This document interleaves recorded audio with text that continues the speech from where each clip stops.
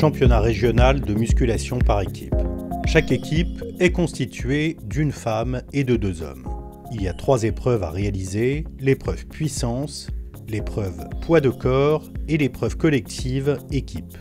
Un classement est établi pour chaque épreuve et le classement final est déterminé en additionnant les places obtenues lors de chaque épreuve, sachant que l'épreuve collective compte double, donc au coefficient 2. Les compétiteurs qui concourent uniquement par équipe n'auront donc pas besoin de se peser. Épreuve puissance, il s'agit du développé couché pour les hommes et du soulevé de terre pour la femme de l'équipe.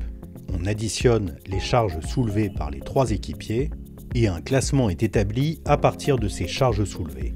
Épreuve poids de corps, il s'agit des tractions larges pour les hommes et des tractions serrées avec élastique pour la femme de l'équipe.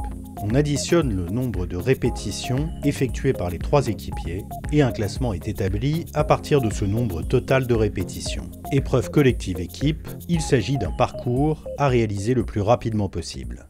Ce parcours est constitué de 3 exercices, les pompes en relais, la femme de l'équipe effectue 15 répétitions, puis le premier homme de l'équipe prend le relais pour effectuer 25 pompes et le deuxième homme de l'équipe effectue à son tour 25 pompes.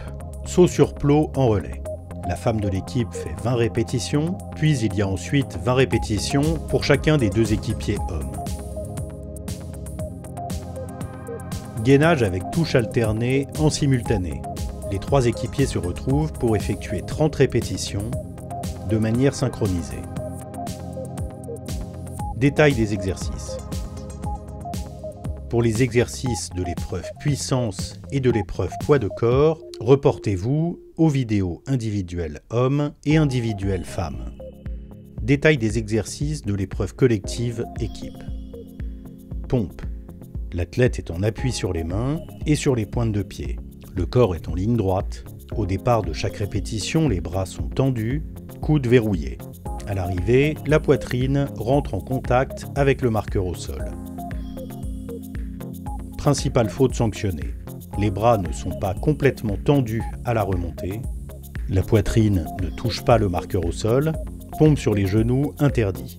Saut sur plot. L'athlète est debout devant un plot ou une box. À l'arrivée, l'athlète a les 2 pieds posés en intégralité à plat sur le plot. Principale faute sanctionnée. L'ordre des équipiers est non respecté. La montée de jambes se fait en décalé. Les pieds ne sont pas complètement posés à plat sur le plot. Gainage avec touche alternée en simultané. Chaque équipier sera espacé d'une distance d'1 mètre. Les 3 athlètes sont positionnés en étoile. Ils sont en position de départ de pompe, c'est-à-dire en appui sur les mains, et sur les pointes de pied avec le corps en ligne. Ils dégagent chacun un bras vers l'avant, afin d'être tous les 3 en contact simultané, avec la main ou avec un témoin. Ils doivent changer de bras pour la répétition suivante.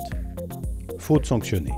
Le mouvement n'est pas synchronisé, il n'y a pas de contact des 3 équipiers, le mouvement n'est pas alterné, c'est-à-dire qu'il n'y a pas de changement de bras entre 2 répétitions.